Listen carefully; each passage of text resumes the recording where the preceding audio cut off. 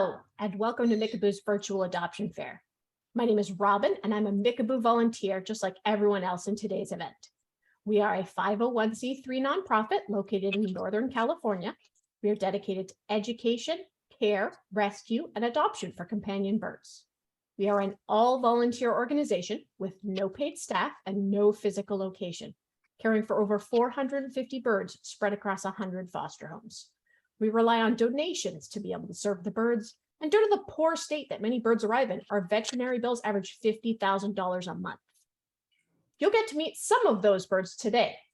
In order, we're going to meet a group of finches, Trooper the bare-eyed cockatoo, Angel the Goffins cockatoo, Zevon the Triton cockatoo, and Bradie the umbrella cockatoo.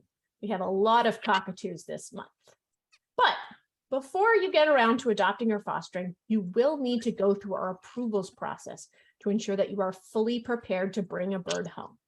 Birds are complex creatures with needs that are completely different from a cat or a dog. They have their own body language, their own unique needs, and even their own vets. We cover all of this and more in our basic bird care class, which is free and held online over Zoom. From there, you'll fill out the application and be matched with a phone screener. This conversation will take about an hour and will help us gauge your knowledge of birds and bird care.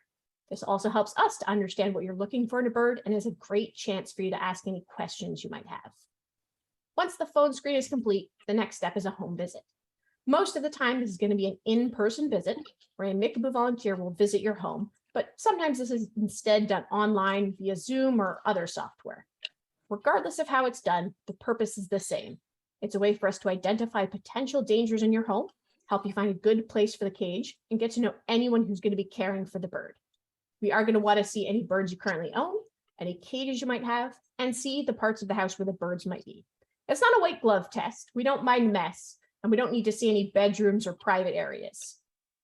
Once the home visit is over, the entire package is sent off to the approvals board for review. Once you're approved, the coordinator for your first choice of species will reach out to speak with you, letting you know that you're approved and working to find a good fit for you. Approvals are not per species. Once you're approved, that approval counts all of Mickaboo. So if you really aren't sure if you want a budgie or a cockatiel, we can work with that, no problem. After you've been approved, you get to the fun part, meeting the birds to find the perfect one for you. We are hoping that one of the birds we'll be showing today is going to be exactly that. I'm going to be introducing you to them one at a time, but as we go along, please do not hesitate to ask any questions you might have, either through the Q&A tab on Zoom or by commenting on the live screen on Facebook. First up, we are going to have our first non-cockatoo, which is a group of finches being fostered by Susanna. Hi, Susanna. Hi, good afternoon. Hi, and we've got a whole little bunch of them. How many finches are there? I have a flock of 6. Oh, what can you tell us about them?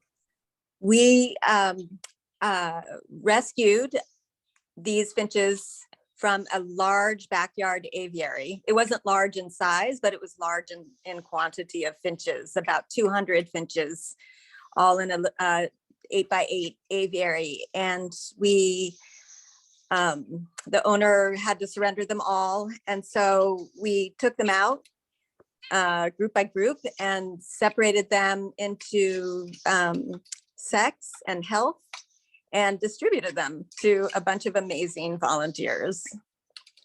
That sounds like a ton of work, and unfortunately it is not uncommon work. Mickaboo does get aviary rescues. I'm going to say at least 2 or 3 a year. Finches are very common in that, and they appear to be eating straight out of your hands, so they're definitely not afraid of people, it doesn't look like.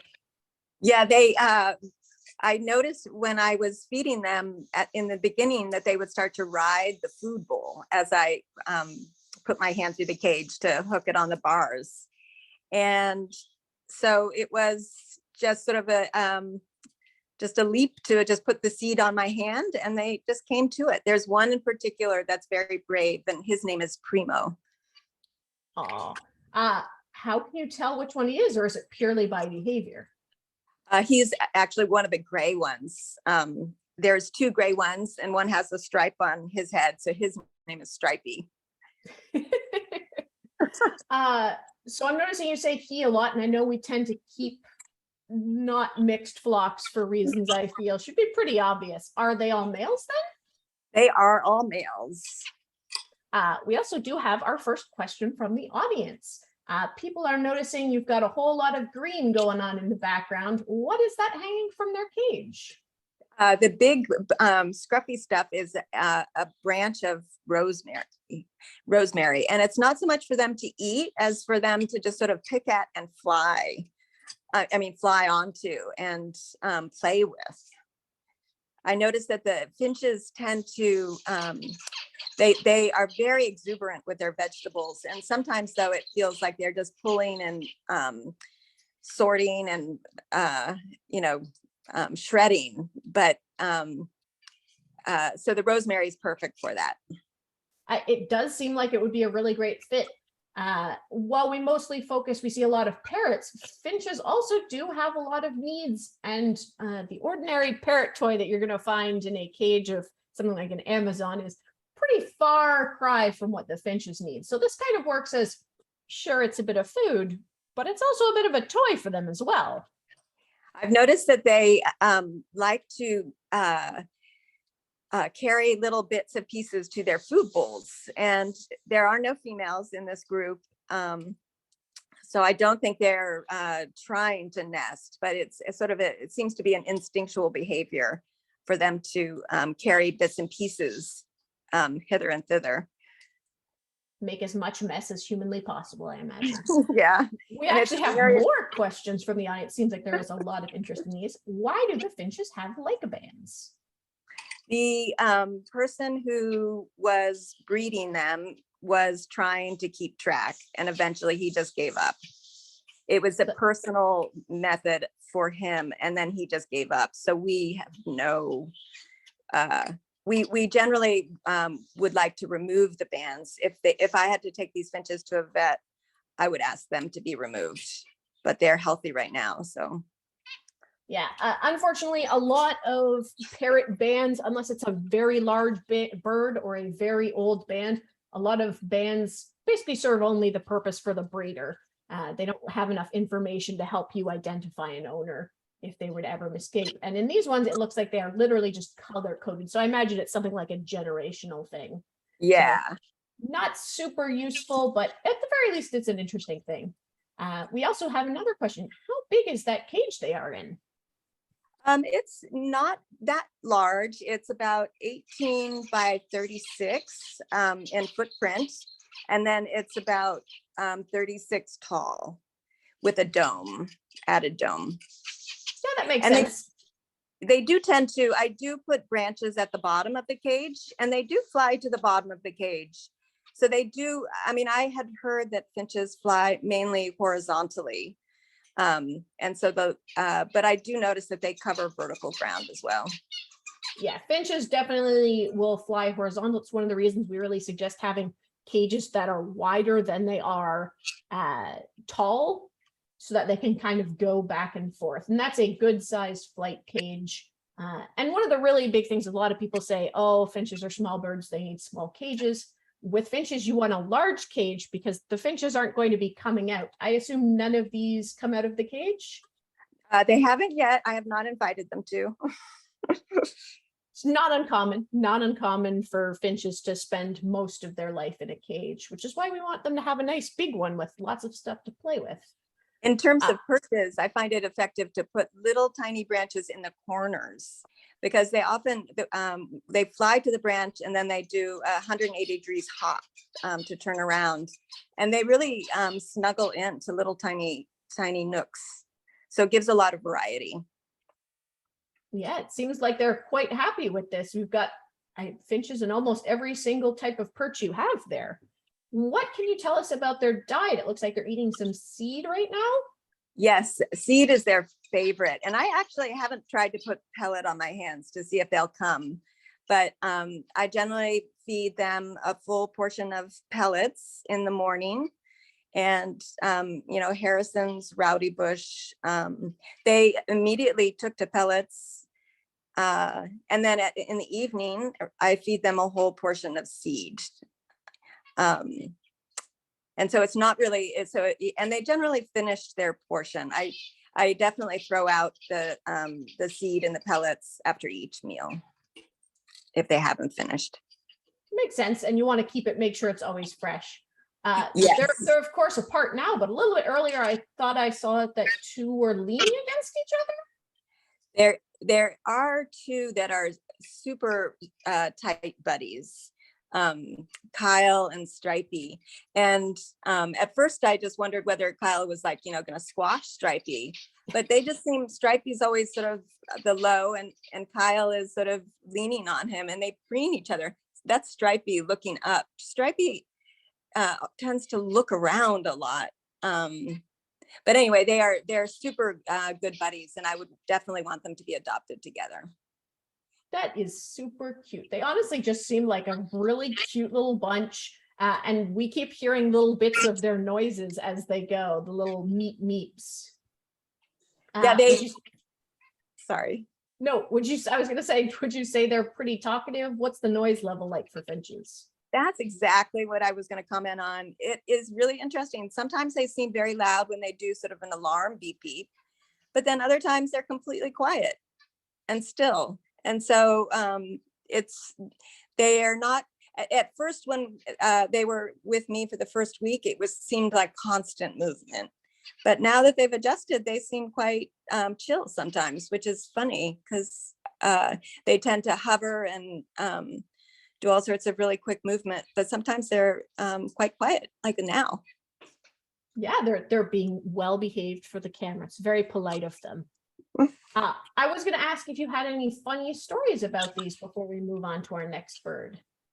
I guess I would say that I started getting the feeling that they would start twining loose threads around into a nest, and I have to explore that further with a very thick thread, one that is not of any kind of danger, maybe a piece of twine. But I feel like they're really dexterous with what they can do. They like to use tools is kind of what I'm trying to describe. They honestly just seem like they would be fantastic and really fun to watch as like a group. Yes. They're just fun to watch. Fantastic apartment birds for sure. Yeah. We did have one left. I recommend 6 or more. 6 or more seems like a good number for them. We did have one last question just before we move on to the next one. Do they sleep well at night? They are, they go to sleep with the sun and they wake up with the sun. And so now that it's darker, their first beep today was at 7:05. I cover them a little bit, and I think I might cover them more in the winter because it's colder, but they are, they hunker down and sleep all night.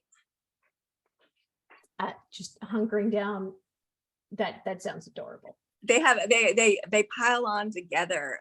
When we rescued them, it was pretty amazing. About like 12 were in a little tiny basket, and they're really a group kind of security and warmth, I think.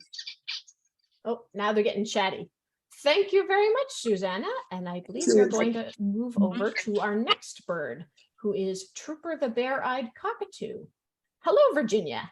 Hello.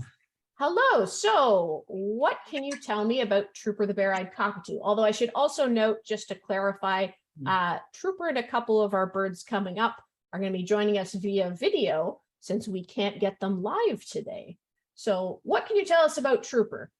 Well, the basics are he's a 27-year-old male bare-eyed cockatoo. He lived with his mom for almost his entire life. And then his mom died suddenly. And fortunately, Mickaboo took him in, and then I ended up fostering him for a little while. He's sweet, he's affectionate. Yeah, he was looking really affectionate when you were giving him some head scritches. He looked like he really enjoyed that. You know, I know you mentioned that he was 27. Yes. Is that what is that in cockatoo years? Well, for bare-eyed cockatoo years, all the sources I checked kept saying 50 years, or 60. So I would say he's a middle-aged gentleman at this Yeah, time in that's life. unfortunately a thing with a lot of different bird species. Yeah. The information that we have was based on maybe a little bit not as great bird care practices. So now we are seeing birds starting to live longer and longer as they're getting better care. And we're increasingly seeing birds come in that are well past what, if you looked it up online, you'd be told the lifespan is. So who knows how old they could live. Indeed. I know you said he was really friendly. Is he hand tame? Will he step up? He steps up on command. He loves to be with people. He loves to be with one person in particular. I don't know about several people, and I don't know about children, but he steps up because he loves to shoulder surf and arm surf and go for walks. So yes, I would say that he's tame and can be worked with that way. Sounds like he picks favorites. Does he have Right. a male female preference? Well, he's only known female owners. His primary mom was a mom, and then he came to live with me, and we two are the only people that have ever lived with him for any length of time. So I would say female is his preference, but I don't think that he's restricted to that. That's good to know, because I know some birds have very strong preferences and some birds really don't care. No. I was going to ask, does he talk? Because I know cockatoos can sometimes be real talkers. Oh, he does. And one of the funny things he says is, hello, Abba, this is Wabba. Hi, Abba. He also says, love you, when I'm leaving the room or coming back into the room. Love you. And then he sings a little bit and he mumbles a great deal, but of things that I don't quite understand, but he talks. Sometimes they're talking and they're not saying words, but they're definitely talking. Right. We have a question from the audience. Does Trooper have any health problems? Any health problem? Health problems. Yeah, well, yes, he has been observed having a seizure when he was transferred from his primary home, the one he'd known all his life, coming to me to be fostered. He had a seizure. He isn't on regular medication for that, but he's on in case emergency medicine if he needs it. He has not had an observable seizure since, but it was a little traumatic for him being taken from his only home he's ever known, put in a cage and shipped down to somebody else. It was hard for him, but he hasn't exhibited that. He hasn't had a seizure that anybody has seen since then, but yes, I'd have to say he does. So he has a health awareness, not necessarily. He has a health issue. awareness, right? It's not, he doesn't need medication every day, but if he gets He just excited. needs someone to keep an eye on him when he might potentially be in a situation of high stress, like a move. Exactly. So you want to keep an eye on him. Yes. We have another question from our audience. Has he ever been around dogs? Not that I'm aware of. The home that he lived in, there were no cats or dogs, to my knowledge. All right, so might be good with dogs, might not like them. Relevant and an interesting thing to keep in mind if you've got a home that does have dogs. Sure. Might be worth trying that out and seeing how he reacts. What is Trooper's diet like? Oh, he loves food. He loves vegetables a lot. In fact, I just brought him some kale today. He likes carrots, kale, broccoli. He prefers vegetables to fruit, oddly enough. The only fruit that he'll eat is apple. And he's on a pelleted diet. He's on Harrison's and Rowdy Bush. His favorite food is corn on the cob and sugar snap peas. He has excellent taste. Excellent Yes. taste. Yes. What is the cage size he's used to? Like The how cage- big are we looking? His own cage was 35 inches high, 35 wide, and 25 deep. Yeah, if I'm getting this right. Yeah. So yeah, that's his cage size. Right now, he's in a cage that is a little bit larger than that. And I think the minimum size good for him would be 35 by 35 by 25. He needs to move around. Yeah, you need to have a lot of space. He's got to have room for all his toys. Looks like That's he's right. got a whole bunch in the back. Does he have a favorite type? Yes, he likes his, the toy that you're seeing right now is a metal jangly toy with a lot of things that make noise. He also loves his mirror cube, which he likes to have fights with or you tell off, you know, when he's upset. He talks to his mirror cube. He likes shredding toys, but he actually likes acrylic toys a lot. He's got a swing that I put in there a few days ago, a little circle swing that he came with, that he lived with when he was with his original owner. So he likes his swings, he likes bells, he likes noisy toys, he likes mirrors. A cockatoo that likes noise? This is a big shock to me. For those who aren't aware, cockatoos can be very loud. They're not apartment birds. So I'm not going to ask you how loud he is. I'm going to ask, is he a big yeller or is he a sometimes yeller? He's a sometimes yeller. To be honest, I live in a 1-bedroom condo and I'm very conscious of the noise that Trooper would make. And he would be noisy for certain things. His voice wasn't like a foghorn, like you would often hear from an umbrella cockatoo or other types of cockatoos. It was manageable and it was situational. He didn't scream incessantly, but only when he wanted stuff. And he didn't like to go to bed at night, so he would let me know that. What bird does? We have another question for the audience. Is Trooper harness trained? No. Yeah, I suspect that most of our birds are not going to be harness trained. A lot of birds do not like harness training. It takes a lot of trust and a lot of effort and a lot of work to get a bird harness trained. And a lot of birds that have come into Mickaboo, they don't necessarily trust us quite that much. They often haven't been with their foster homes for long enough that I would even make an attempt at harness training. Right. So just for anyone who's very interested in harness training, it is possible. It's entirely possible. Most birds have the possibility at least to be harness trained, but it's not necessarily likely just because of how difficult it is to convince birds that something that wraps around their body is actually good and something they should accept. So I was going to ask, do you have any interesting stories about Trooper? Oh, Trooper has a few interesting stories. As I mentioned, he talks and he's very affectionate. He, when I entered or leave a room, it was love you, love you.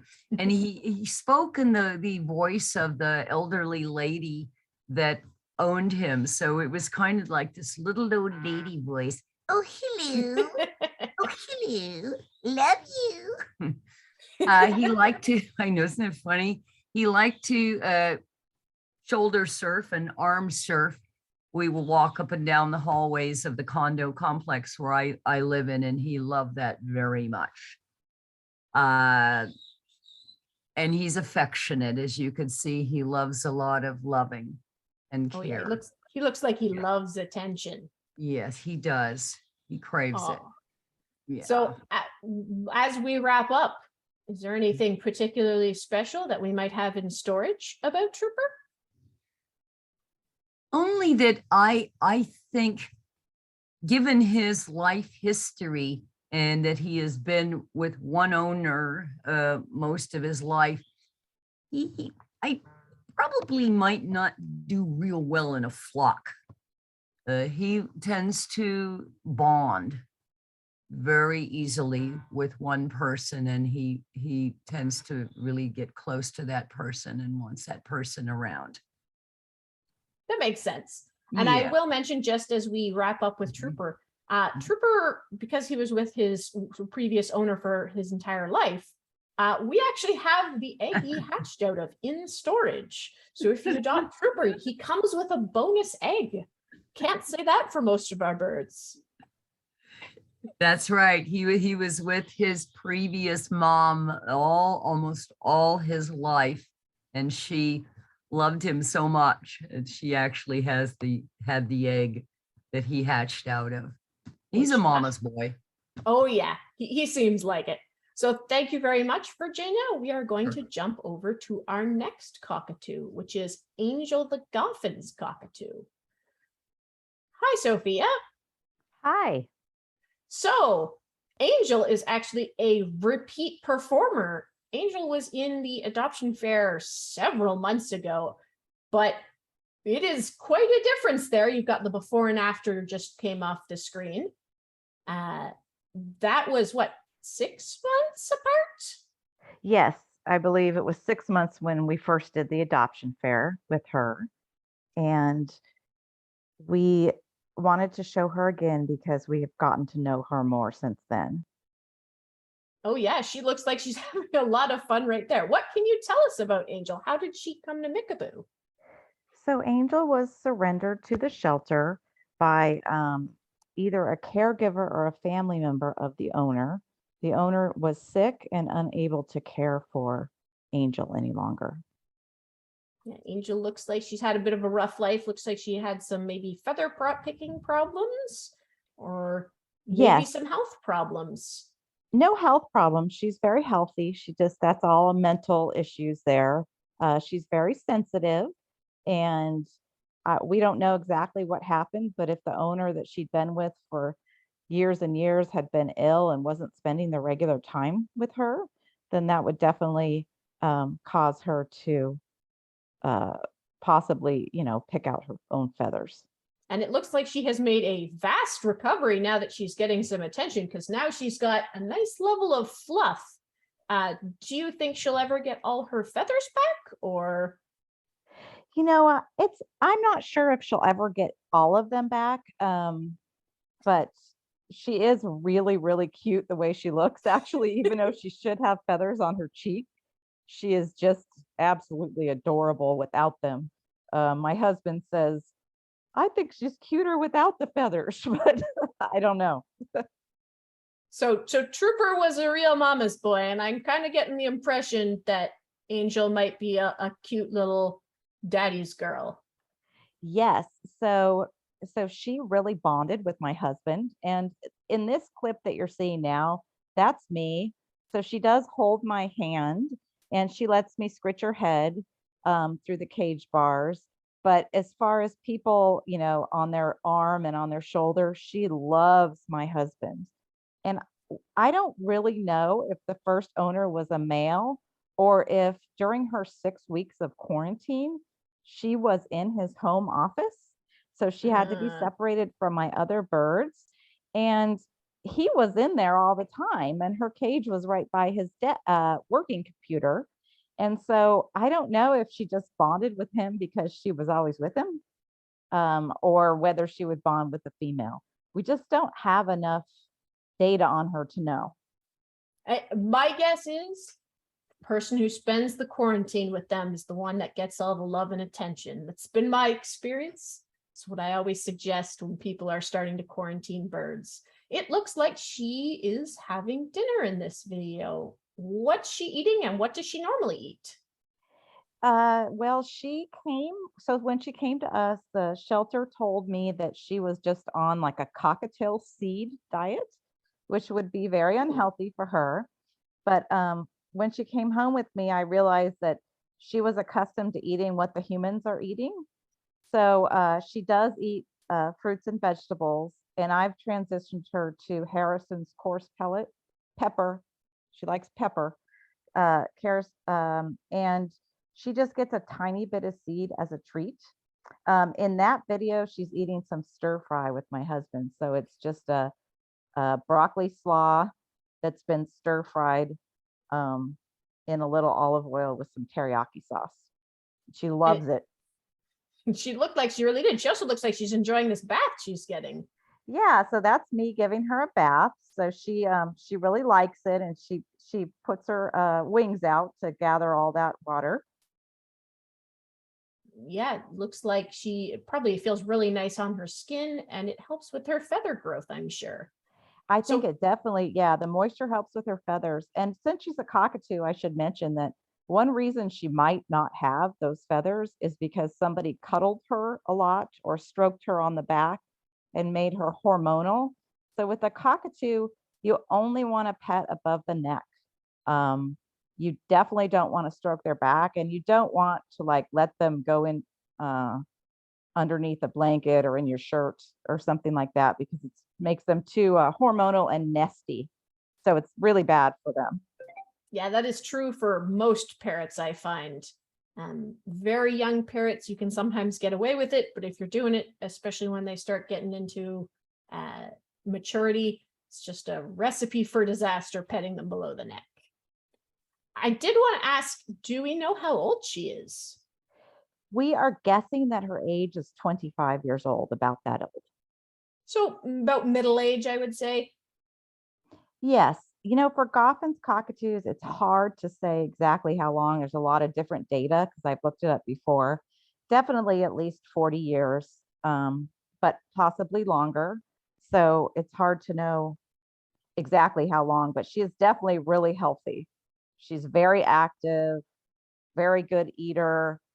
She's a healthy girl. Very soggy in this video. We actually had someone ask, are you using a specific kind of spray bottle or mister for her? So I am, and I saw that question, and oh, good. I think Sarah's going to answer that for you. I hope. Um, I I bought it on Amazon, and Sarah, another of our volunteers, she recommended it, and it's just this great misting spray bottle that you can only buy in 3 on Amazon. So I don't know the exact name. We will share that information later on once we have it.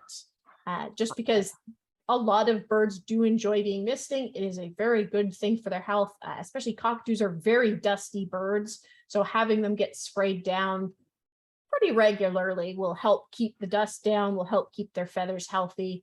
It's just generally a good thing overall.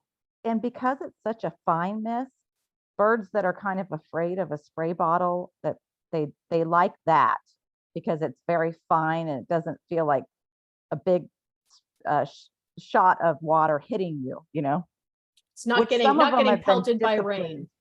rain. Some birds have been disciplined with water in a spray bottle. Definitely something you don't want to do for a bird. Um, but because you want them to like water. So anyway, so that's a Yeah. good bottle. So hopefully Sarah can answer that for us. I'm just loving this video of her hopping around because I can remember seeing her in the adoption fair and she is just so much healthier and happier than she was in the last one when she had just come to Mickaboo. She is really opening it up, it looks like. I did have one question and then we had one audience question. So I'm kind of noticing she's smaller than Trooper. What is the size difference like? Yeah, so she's the smallest of the white cockatoos. And I would say she's about 350 grams. So she is about the size of an African gray, maybe a smaller African gray, maybe even a little smaller than an African gray. Because I've had African grays that are around the 450 gram or 400 gram mark. So she's a nice little compact size. So definitely smaller than the other ones. And we're going to get a whole variety of different cockatoo sizes here. The link to the spray bottle is now in the Zoom Q&A tab if anyone was interested in that. And we do actually have now 2 questions from the audience. Is she very vocal? So she is vocal. Yep, she's a cockatoo, so she definitely can be loud. She has an alarm call, so she's in my main room.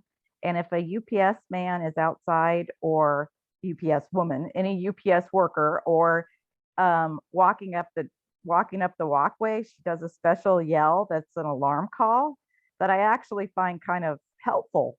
So people that will come to the door. I already know they're there. I open the door and they're standing there. They think I have a video camera out there, but I just have You a don't need a cockatoo. Ring camera, you just need a bird. Exactly. I don't have a ring. I'm not advanced, but she will let me know if anyone is out there. I always know if a package is on my doorstep. So I kind of like that. And somebody also asked about dogs. So I have dogs. So she has been around dogs. I think that a large dog she would be very fearful of. A smaller dog that didn't pay attention to her, she would be fine with. What about other birds? She likes other birds. She loves being in the, we found, because when she was in quarantine with my husband, you know, he was in there over 8 hours a day working, and she liked that. But when she left quarantine and she moved around all my other birds, we thought she was even happier. Even though she didn't have as much out of cage time as she did before, she really liked the activity and watching everybody. She's very interested in my umbrella cockatoo, like fascinated with my umbrella cockatoo, but my umbrella cockatoo doesn't want anything to do with her. So we don't put them together, but she's not like, she doesn't try to go after another bird. Her cage is right next to one of my smaller Amazon parrots. And she'll just look at him. She would never try to like peck him through the cage or hurt him. She just, and if he goes on the top of her cage, she doesn't go up there to try to defend her cage or anything like that. So she's not aggressive towards other birds. Sounds like she's very flock oriented. So before we move on to our next cockatoo, do you have any fun or interesting stories about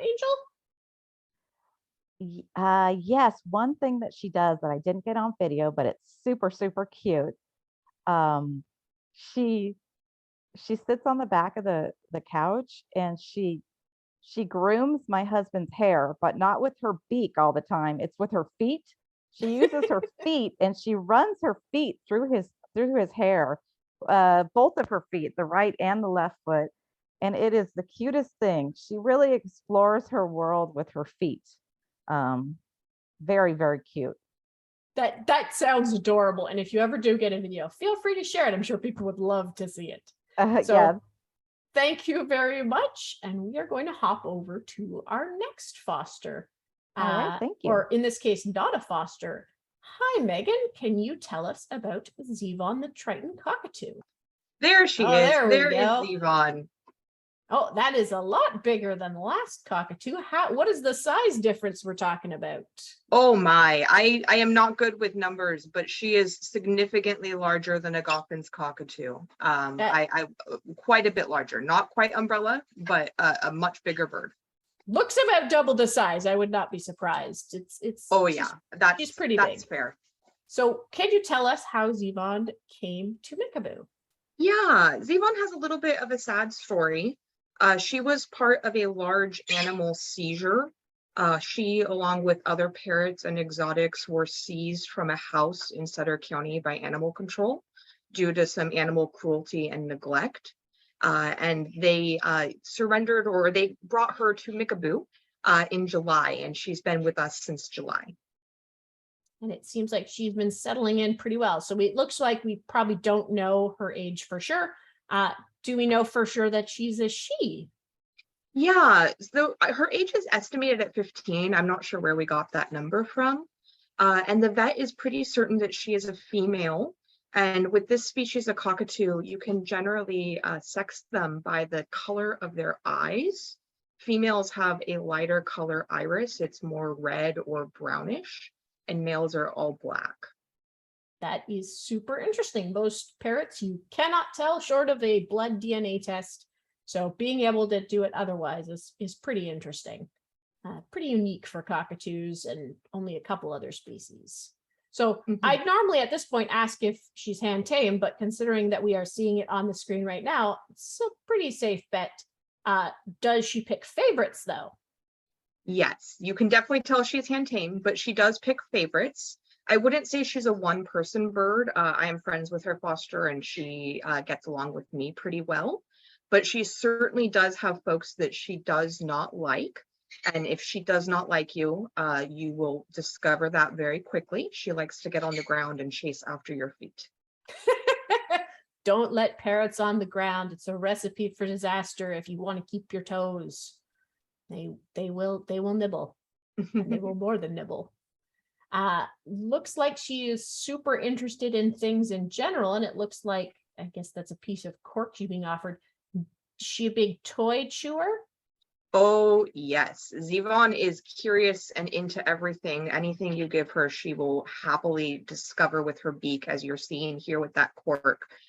She loves hardwood toys. She loves cardboard. She likes to get to shred that. She loves really anything you give her. She loves to shred up and destroy. That is her mission. She's a little wood chipper. Yes, absolutely. What about diet? What's she eating? What does she like? What does she hate? Yeah, so Zevon is on a pretty good diet now. It took some time to figure out what she enjoyed and get her accustomed to the proper food. But she is on a pelleted diet of Harrison's and K-Tech oven bites. And then she enjoys a fresh meal of chop every day. And chop is just literally chopping up veggies and fruit and offering it to them. Some of her favorites are edamame and corn and pepper. And then most birds tend to love apple and banana and oranges. Those are favorites for her too. Yeah, it looks like she's getting up to trouble already. I can tell she's going to be a bit of a mischief maker. I'm guessing that impression. Oh, absolutely, yes. Zevon will get into anything she has the opportunity to. Yeah, a lot of people definitely have this idea that, being in a cage is bad for birds, but we do want to make it clear. The cage should be like a bird's bedroom. They should have enough to do in there that they aren't bored. It should be perfectly fine for them to go back in their cage. So we don't leave a bird out unsupervised all the time, because just like you're kind of seeing right now, she's kind of showing interest in the top of that door. Don't be surprised if you left for a couple hours and came back to missing half the door at the top. Yes, I would definitely not leave her unsupervised for long. I can share that she was left out accidentally and destroyed a good part of a bookshelf of books. So she is an avid literary digester. She's got an appetite for books, and it will not be sated. Very, very common. Do we know if she likes other birds? Yeah, she's in a house that does have another bird. There's an Amazon there, and she seems okay with them. She really just wants the person to interact with her, so she isn't interested in her human sharing time with the other birds. She'd rather get all the attention. She's a people bird. Some birds are birds, and some birds are people birds, and she knows exactly what she's interested in. And we have 2 audience questions for you. Has she been around dogs? So I don't, in her current foster home, no, but I suspect that in her past home that she was seized from, that there were dogs. And the reason I suspect that is that Zevon barks like a dog quite well. She has an uncanny dog bark, and I think she must have learned that from a dog that lived with her. So probably been around dogs, but be careful. She might bark at your dogs and confuse them. Yes. How vocal is she aside from the barking? Oh my, Zevon is quite a loud bird. I would not suggest her to anybody that lives in a small space or an apartment. She can be heard from outside the house if she wants to be particularly loud. She's not always a screamer, but she certainly has times in the day where she will vocalize very loudly. So that's something to be prepared for. Yeah, it sounds like on the larger end of size, on the larger end of mischief, and on the larger end of volume, which is not surprising. Can you talk a little bit about that crest? We haven't talked about it with any of the other cockatoos, but they all have pretty distinct crests, although not quite this distinct. Yeah, her crest is beautiful, isn't it? And that's part of where her species name comes from, is the Triton crest. So they use their crests to really express their feelings. It's a part of their body language. They communicate with their crest. And something I think is really fun about, I don't know if this was all cockatoos, but I know with Zevon, if you were to lift up her crest, her head is flat underneath there, which I think is kind of fun. There's just a flat head. that crest is perched on. She's got a nice little flat spot. And she's like, no, don't show anyone. I know that we saw a spray bottle with our last bird, and I believe we saw her in the shower earlier. Does she like showers? Oh, yes, she loves showers. She absolutely loves taking a shower with her foster dad, and she hops between that shower perch and the curtain rod. She thinks that's a great time. Oh yeah, those are for her. That's why you have the shower rod in there, right? Exactly. We are also seeing at least one trick. Does she talk at all or know any tricks? So you can see her doing some tricks now. She's very comfortable being flipped upside down by the right person. And she does talk. She says hello. She says a whole lot of things in her little raspy cockatoo breath that we can't quite distinguish. But just a few weeks ago, she said, "Why do you keep using that word so much?" Just straight out, that full sentence. Was it in response to no? I don't know. I don't know what word it was, but clearly she had heard it too much. She had strong opinions about that. We have a couple more audience questions. Can she go out of the house or will she fly away? That's a great question. So Zevon is flighted. She can fly. And I know you were asking earlier about Trooper, if he is harness trained. Zevon is harness trained. Her foster dad has worked with her. So she can safely go out of the house if you have her on a harness and you are mindful to use that carefully. There you go. I'm kind of surprised. Like I said, it is often very hard to harness train birds. So it's pretty impressive that she is harness trained already. What causes her to be vocal? Is there anything in particular that bothers her? I think the most common reason time she's vocal is when her foster dad leaves the room and she is displeased by being abandoned. She will yell for about 15 or 20 minutes when you abandon her, and then she calms down. Makes sense. And has she been around kids? No, not that I know of. I don't know about her life before she came to us, but since she's been with Mickaboo, no. All right. So as we are wrapping up here, do you have any fun or interesting stories to share with us? Zevon's just a really cool bird. She loves to do whatever you're doing. She loves to forage. That's one of her favorite activities, and we've seen lots of video of that here. Her foster dad will wrap up some treats for her in newspaper, and she has to dig around and find that. And she goes to a lot of our outreach events, and we expected her to put on a show, but she tends to just hang onto the side of her carrier and stare people down with one eye. That's what she likes to do. Definitely not. This is one of the reasons we often suggest that when people are meeting birds, that they meet birds over Zoom, because then you get to see what they are like when they're relaxed, as opposed to what they are like when there is a weird stranger in their presence. Very different behaviors you'll see. Mm-hmm. So thank you very much, Megan. We are going to move on to our final bird of the day, which is Bradie the umbrella cockatoo. And that means we have gone from the smallest white cockatoo to, I believe, the largest white cockatoo. So Sophia, what can you tell me about Bradie? Bradie is 12 years old, and he did come from a shelter. We are seeing a lot of shelter birds coming in, which means we have partial information and not a lot of context for these birds. Do we know for sure it's a he? Have we done the eye trick? Definitely, yes, definitely it is a male cockatoo. And he was adopted by his foster mom, who had him for about 5 years, but she has a new baby and also is taking care of her mom now full time. And so she had to downsize, which is why Bradie had to go back to Mickaboo. So Bradie is probably, is it 12 year olds now or 12 years when they first came in?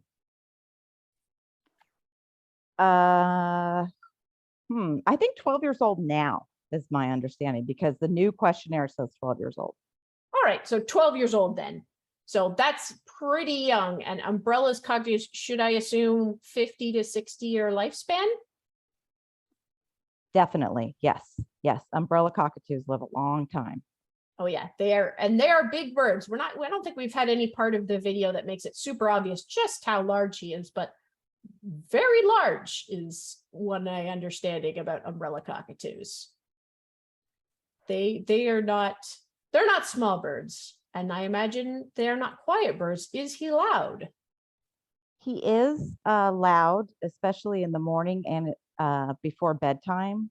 But one thing about umbrella cockatoos that I have to say is positive is Bradie is very sweet and interacted with everyone in the family when he was adopted, and gentle. Was gentle with everyone in the family, and their heads are so soft to pet. I love my umbrella cockatoo. So there are a lot of positives about them. He's very interactive, as you can see. He's very playful. So he's a lot of fun, but definitely has a loud volume. That makes sense. It looks like he's very friendly. I know you said he was a bit of a family bird. Does he pick favorites, or is he purely an equal opportunity? Anyone can scratch my head. He prefers some people over others, but I think he likes most people in general. But of course, he has favorites. I think most birds have some kind of favorites. I do want to ask about his diet a little bit. Is he on a good diet? Is he on a bad diet? Does he have favorites there as well? He's on a good diet. So when he was adopted, he did meal feeding. So I believe she fed him 11 Harrison's pepper coarse pellets in the morning and 11 in the evening. And he also got kebabs of fruits and vegetables to eat. She Birds- basically speared them on a kebab so he could pick them off and eat them all day. Birds love Now, kebabs. It makes the toy. exactly. It's a great toy, great foraging opportunity for him. And now he's eating chop.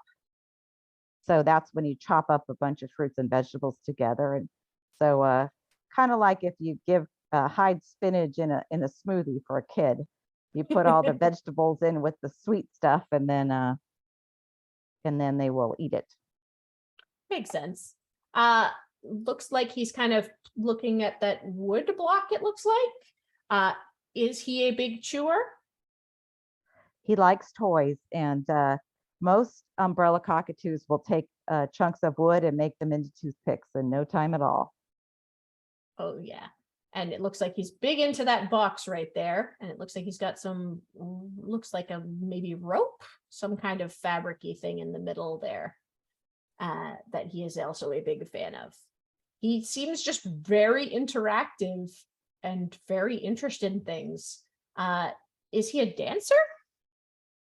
He does. He jumps up and down. I think there's a video of that here where he. We saw a little bit of him bouncing up and down. Yeah, there you go. Right now, he's on cue. He's doing it on cue. We do have some more questions from the audience. Is he particularly vocal compared to other cockatoos? He is a vocal cockatoo, so he's an umbrella cockatoo, and when umbrella cockatoos yell, it's loud. But he's especially loud in the morning and in the evening. So that's kind of consistent with a lot of birds. Flock calls are in the morning, and flock calls are in the evening before bed. Do we know how he is with other dogs, and do we know how he is with other birds? I know that his adoptive mom she's a vet student, so she had a lot of other birds. So he definitely was with a lot of other birds, and she took him out to an aviary for a few hours during the day when the weather was nice. And then she definitely has cats and dogs, and I don't know how much he interacted with them, but he's been in the same home with cats and dogs in the past. Would you say that he is a people bird or a bird? Is he more interested in people? He likes people. Definitely a people bird, I would say. We see a lot of those. And we also had a question, is he harness trained? I don't think that he is harness trained, but I know that it's possible his adoptive mom would take him with her lots of places. So she would bring him and her other birds to adoption fairs that we used to have in person before the pandemic a lot. So he's used to traveling in a carrier and going places with her. So I've just heard from one of our behind the scenes people, officially not harness trained, but he is a very good traveler in like a proper travel cage, basically. Yeah, and I think could be trained for the harness pretty easily because he likes people so much. So he's one, I know some birds could be hard. My umbrella was very easy to harness train because once they trust you, they just want the attention so much that they'll just do anything for it. So it's a big temperament thing. Some birds will never, no matter what you do. And some birds are pretty easy to convince that actually, if you put on this harness, we are going to get to spend so much time together. And they just love that. And umbrella cockatoos, for the most part, love attention. Love attention. And he definitely seems like he loves attention. If anyone else has any other questions, whether about this bird or about any of the birds that we have seen, we do a little final Q&A right near the end. So feel free to make sure your questions are in there now. I know we already heard a little bit about his dancing. What's his bathing habits like? Is he a shower? Is he a spray down? Is he a squirt bottle? I don't really know what he does for his bathing. That's fair enough. A lot of birds have different preferences, and it also depends on the particular situation. Some birds are more willing to do it with different fosters. We have definitely had cases where people have said, oh, they will only ever bathe in their dish. And then the moment they've moved into an adopted home, never mind, they're actually super cool with showers now. It's the situation. Is he good with kids, or do we know? I think I mean, with children, you always have to be careful because he has a big beak and you don't want them to be bitten by a bird with a big beak. But he is a bird who definitely would possibly like children because was good with all the people in the family where he lived, and He is gentle good with them. children as long as children are good with him is the impression I'm getting. That probably is a good way to describe it. So before we wrap up and move on to our final segment, do you have any fun or interesting stories about us or about Bradie? Yes, I do. So Bradie really likes attention, as we've said lots of times before. So when he was out on his cage, the volunteer was sitting paying attention to some other birds, and so Bradie just climbed off his cage onto the floor and climbed up her pants right onto her lap, sat on her lap. I'm here, give me attention. Just presenting themselves, wondering why he has to do all the work of coming to you when you should be coming to him to give him attention. Yeah, he said, I'm here and I'm important. So cute. Oh. All right, thank you very much. We are going to wrap up there because that is all the time we have for the birds of today's virtual adoption fair. We do have a time for a couple more questions. So if you do have questions, feel free to leave them in the chat, either on Facebook or in the Q&A tab on Zoom. Even after we are done, we will continue answering Q&A questions if anyone has them just on the side. We did actually have one leftover question, which was about the size of a cage for Zevon, specifically Triton cockatoos in general. Those are pretty big birds. We are generally going to be looking for around 4 foot by 4 foot by 8 foot. You want 1 inch bar spacing. Bar spacing is very, very critical for birds. If it's too small, it can be harder for them to get around. And if it is too large, it can pose a serious safety risk with them getting their head stuck. Definitely not something you want to be careful with. If you ever need help with cage questions, you can definitely reach out to the species coordinator for the species you're interested in, and they'll be able to help you. And if you are thinking about adopting from us, please don't rush out and get a cage. We are happy to work with you on cage stuff. You do not need one before you start to adopt from us. We will work with you, and it's often easier if you don't have a cage. Just makes things a little bit smoother in the long run. So if you did fall in love with one of these birds, please contact us. If you haven't started the adoption process, you can get started by signing up for our basic bird care class at mickaboo.org under the classes tab. Our next class is on the 30th. And if nobody here seems like the right bird, take a look at others on the website, mickaboo.org. There are a lot more birds who need their forever homes. So just a few more things before we sign off. First, thank you for attending this adoption fair.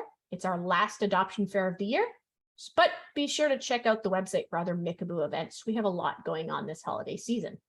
Second, please remember that we are a donation-funded nonprofit, and you can support this work of parrot rescue, including care for all the birds who you met today, at mickaboo.org/donate. We would be forever grateful for your support. Third, if you have any ideas or comments on how we can improve for next time, please fill out the post-fair survey if you've joined us via Zoom, or send us an email. We are always looking to improve. Last but not least, I'd really like to extend a huge thank you to our foster parents and their birds for being brave enough to come on video, and to the other volunteers who have provided technical support to keep this event running smoothly. Please stick with us through the credits to see who they all were. We are also going to keep monitoring the Q&A for a bit longer in case you have questions that we haven't already answered yet. Also, please remember to subscribe to our YouTube channel. We'll have this video and all the videos that for future adoption pairs, for past adoption pairs, and for our holiday events up there pretty soon. It's youtube.com/c/Mickaboo Rescue, and you can find that on our website. And with that said, let's go to credits.